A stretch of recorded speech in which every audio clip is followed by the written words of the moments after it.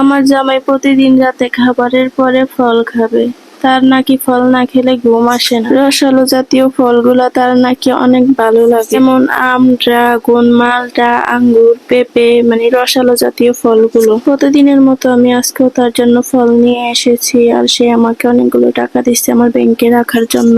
আসলে মাটির ব্যাংকে টাকা জমাতে আমার অনেক ভালো লাগে, ছোটবেলা থেকেই আমার শখ। তো আমার এই শখটাকে সে অনেক গুরুত্ব দেয় আর আমাকে অনেক অনেক টাকা দেয় রাখার জন্য। কোনো এক কারণে আমি আমার জামাইয়ের সাথে অনেক রাগ করি, আর সে তো নাছোড়বান্দা, যে কোনো প্রক্রিয়াতে হোক না কেন সে আমার রাগ ভাঙাবে। আসলে তার সাথে আমি 2 মিনিটও রাগ করে থাকতে পারি না, সে এমন একটা ব্যক্তি। আল্লাহর কাছে লাখো শুকরিয়া যে আমাকে এমন একটা জীবন সঙ্গী দিছেন। সে এত ভালো একটা মনের মানুষ।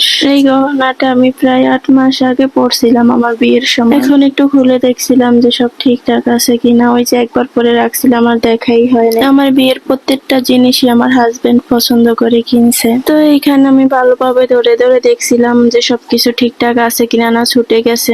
পরে দেখলাম যে না, সব ঠিকই আছে। এইখানে আমার হাজবেন্ড এই সেটটা কেনার পরও আলাদা আলাদা সেট, আসলে বলতে গেলে যে পাথরের দুইটাই কিনছে। তো আমার এটাই পরা হয়েছে, ওইটার পরা হয় নাই কোনোদিন।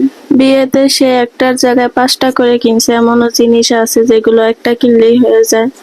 আমার বিয়ের মার্কেট আমার হাজবেন্ড একাই করেছে, আর তার পছন্দ অনেক সুন্দর, আমাদের সবারই পছন্দ হয়েছে। সে একজন পুরুষ হিসেবে যে এত কিছু বেছে বেছে কিনতে পারছে, এটাই অনেক।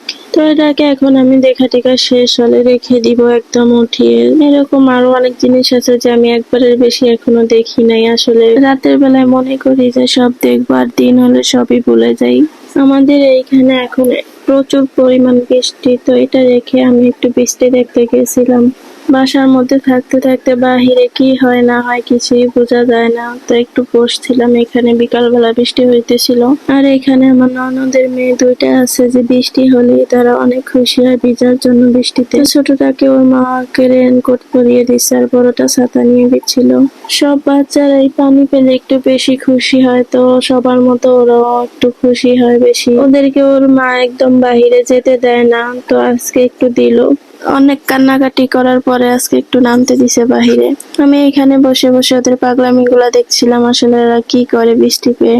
বড়টায় তো একদম পুরা ঈদ লেগে গেছে, বড়টার এত খুশি লাগছে। বৃষ্টি আমারও অনেক ভালো লাগে, কিন্তু রাতের বৃষ্টিটা আমার একটু বেশি ভালো লাগে ঘুমানোর জন্য। বৃষ্টি ভালো লাগে না এমন মানুষ খুঁজে পাওয়া খুবই কম। সবারই বৃষ্টি একটু না একটু বেশি ভালো লাগে। বড়ে রাগ করতে আছে যে তাড়াতাড়ি ওঠার জন্য, বৃষ্টিতে যেন না ভিজে। বড়টায় উঠলেও ছোটটা একদমই উঠতে চায় না, দাঁড়িয়ে দাঁড়িয়ে ভিজতেছিল।